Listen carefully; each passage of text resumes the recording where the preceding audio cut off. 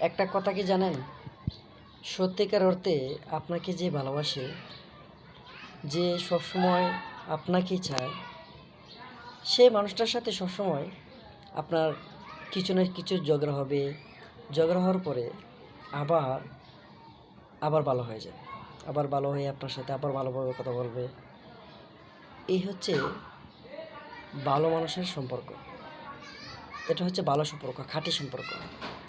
যেই সম্পর্কের মধ্যে, যেই স্বামী স্ত্রীর মধ্যে একটু একটু ঝগড়া হয় না, তাহলে বুঝবেন এখানে কোনো কিছু রয়েছে।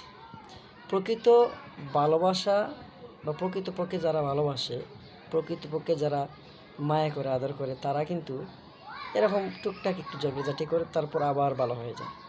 আর যেটার মধ্যে টুকটাক কোনো ঝগড়া নাই, যেটা বলতেছেন সেটাই মেনে নিচ্ছে, আপনি যাই বলেন না কেন সব কিছু মেনে নেয়, তাহলে বুঝবেন এর মধ্যে কোনো না কোনো কিছু একটা রয়েছে।